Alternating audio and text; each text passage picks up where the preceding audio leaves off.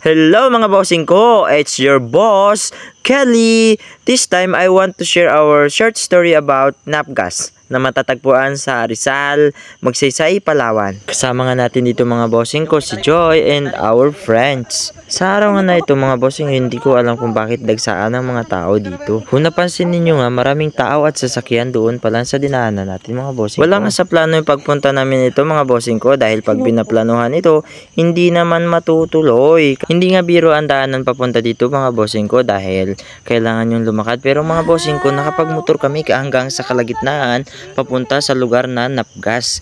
Habang naglalakad nga kami mga bossing ko ay napansin namin ang kagandahan ng kabakawan sa ibabaw. Sa inaabangan ng oras ng paglalakad nyo mga bossing ko, hindi naman masasayang ang oras nyo pagdating sa pupuntahan nyo dahil napaka worth it ng pagod nyo. At hindi nga nagtagal mga bossing ko ay nakarating na rin kami sa lugar na sinasabi nilang napgas.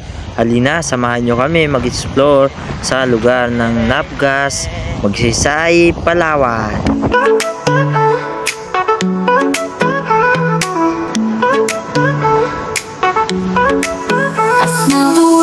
Your smile makes me feel alive, brings a touch of light, turns the gray to bright.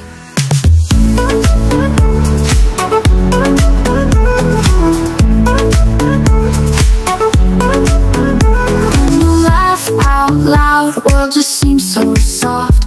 I can touch the clouds, feel the day lift off.